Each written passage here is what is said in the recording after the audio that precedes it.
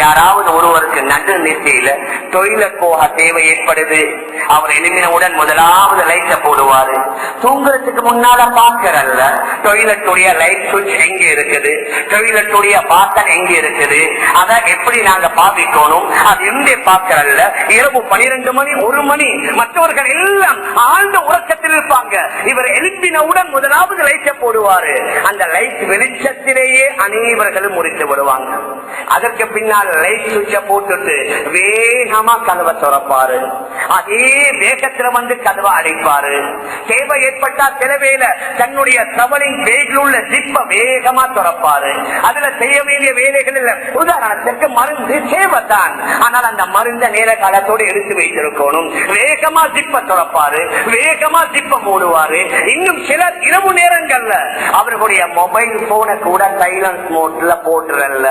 வளம மாதிரி ஒரு சில பெருமையா சொல்றது, நீங்க எனி டைம் என்ன கான்டாக்ட் பண்ணுங்க, 24 அவர் இந்த போன் ஓன்ல தான் இருக்கும். அவருக்கு தெரியல அடுத்தவர்களுக்கு அதால சிரமம் என்று அவர் நினைக்கிறது இல்ல. இப்பொழுது ஆழ்ந்த உறக்கத்தில் இருப்பாங்க. அவருடைய மொபைல் போனுடைய ரிங்கிங் டோன் ரொம்ப வேகமா அடிக்கும். அதை எடுத்துக்கொண்டு கொஞ்சம் வெளியில போயிட்டு பேசுவோம், அது கூட இல்ல. அவர் அவருடைய பாட்டுக்கு ரூமுள்ளுக்கு இருந்து கொண்டு சில நேரம் 5 நிமிடம் 10 நிமிடம் 15 நிமிடம் பேசுவார். மேலான பெரியார்களே சகோதரர்களே, ஆனால் இதால யோசிப்பதில்லை. யாராவது ஒருவர் கொஞ்சம் அந்த நண்பன் என்ற அடிப்படையில கொஞ்சம் மெதுவா பேசுங்க சொன்னா கூட ஒரு சிலர் அதற்காக கோபித்துக் கொள்வாங்க. நீங்க எனக்கு எப்படி மெதுவா பேச சொல்லலாம்? மேலான பெரியார்களே சகோதரர்களே, இதெல்லாம் சமூகத்துல நாம் நம்மை மாற்ற வேண்டிய மிக முக்கியமான பண்புகள், மிக முக்கியமான குணங்கள்.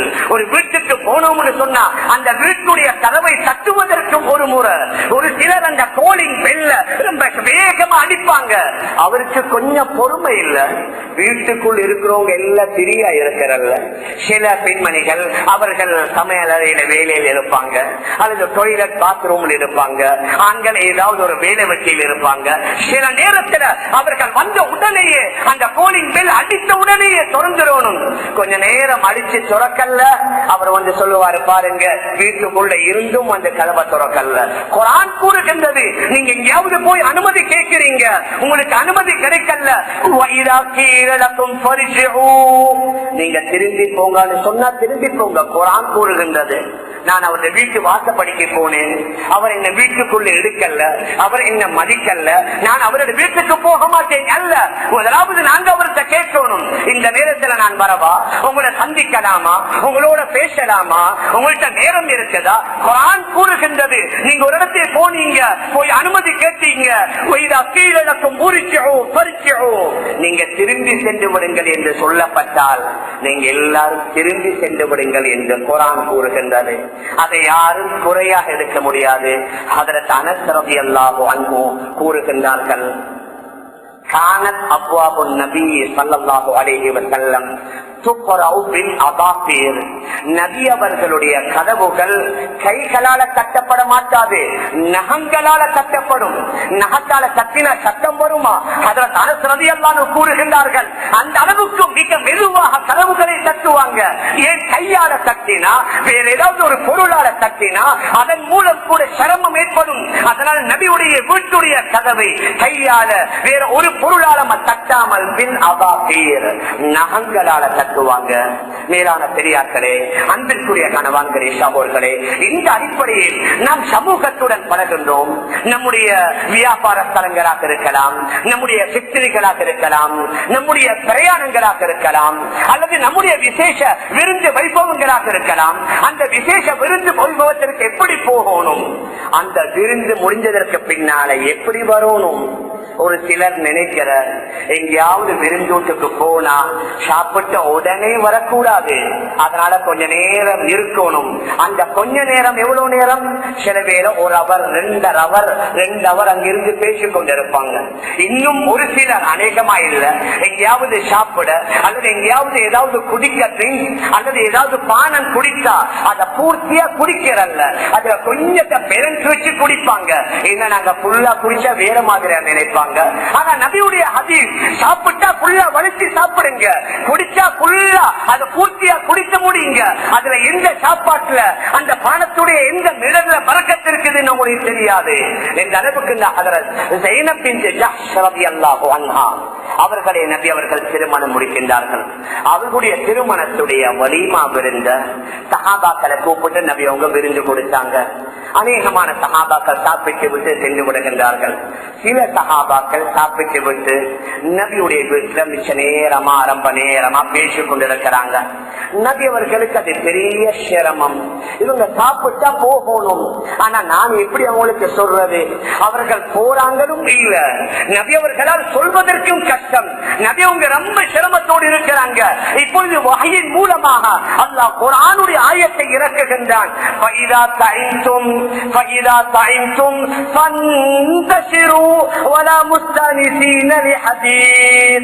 நீங்க சாப்பிட்டு முடித்து விட்டீங்கன்னா அவசரமா அந்த இடத்திலிருந்து திரும்பி சென்று விடுங்கள். நீங்க அந்த இந்த பேச்சில் ஈடுபட்டுக் கொண்டிருக்காதீங்க. இன்னதாலிக்கும் நீங்க அந்த மாதிரி ரொம்ப நேரம் பேசிக் கொண்டிருப்பது நபிக்கு கஷ்டத்தை கொடுக்கும். அவர் போங்கான்னு சொல்வதற்கு வெட்கப்படுவார். உண்மையை சொல்ல அல்லாஹ் வெட்கப்பட மாட்டான். மேலான பெரியார்களே, அன்பிற்குரிய கணவான்களே, சகோதரர்களே, சில வேளை இரவு டின்னர் சாப்பாடு எங்கேயாவது சாப்பிட்டா அவங்க வைக்கிறதே 9-9:30 மணிக்கு. அதை சாப்பிட்டு விட்டு அதற்கு பின்னால வந்தவங்க எல்லாம் பேசிக் கொண்டிருப்பாங்க. அவர்கள் அந்த இடத்திலிருந்து போவதற்கு 11 மணி ஆகும்.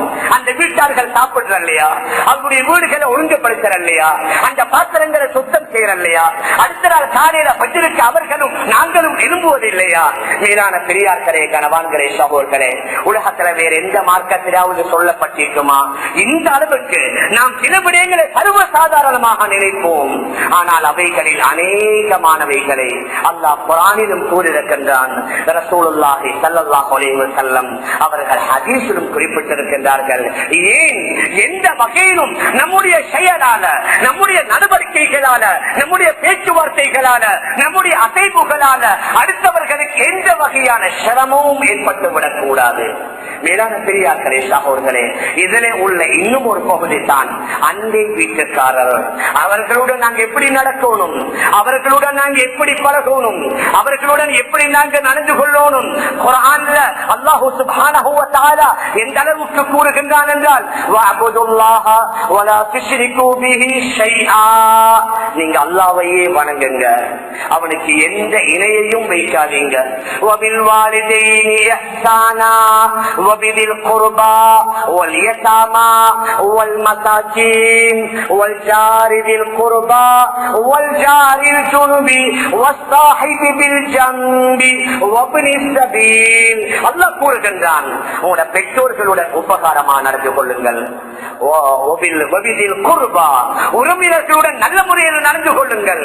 வல் யதாமா வல் மசாகின், மிஸ்கீன்கள் அனாதைகளுடன் நல்ல முறையில் நடந்து கொள்ளுங்கள் என்று சொல்லிவிட்டு அல்லாஹ் கூறுகின்றான். அண்டை வீட்டுக்காரர் 2 விதமாக இருக்கலாம். ஒன்று உங்களுடைய சொந்தக்காரர்களான அண்டை வீட்டுக்காரர், இரண்டாவது உங்களுடைய சொந்தம் இல்லாம தூரத்திலே உள்ள அண்டை வீட்டுக்காரர். இவர்கள் 2 சாரார்களுடனும் நீங்க நல்ல முறையில் நடந்து கொள்ளுங்கள்.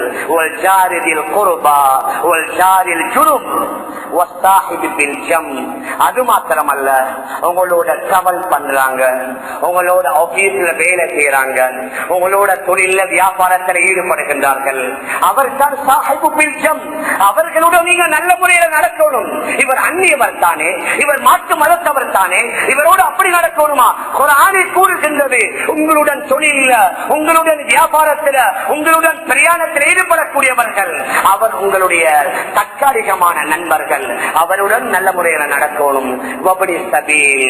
அதே மாதிரி வழிபோக்கர்கள், அவர்களுடன் நல்ல முறையில நடுவுங்க. நபி அவர்கள் இன்னும் கொஞ்சம் தெளிவா சொன்னாங்க, 3 வகையான அண்டை வீட்டுக்காரர்கள். ஒன்று சொந்தக்காரர்களான அண்டை வீட்டார், இரண்டாவது தூரத்தில் உள்ள முஸ்லிமான அண்டை வீட்டார், மூணாவது நபி அவர்கள் சொன்னார்கள் முஸ்லிம் அல்லாத அண்டை வீட்டார். இந்த 3 பேர்களுடன் நீங்க நல்ல முறையில நடந்து கொள்ளணும். அண்டை வீட்டார் என்ற அந்த உணர்வுடன் நடந்து கொள்ளணும். இந்த அளவுக்கு தான் நபி அவங்க சொல்லுவாங்க, மாசார ஜிப்ரீலு யூசீனி பில் ஜார். ஜிப்ரீல் அலைஹிஸ்ஸலாத்து வஸ்ஸலாம் அடிக்கடி வந்து அண்டை வீட்டுக்காரர்களுடன் நல்ல முறையில நடவுங்கன்னு சொல்லி எனக்கு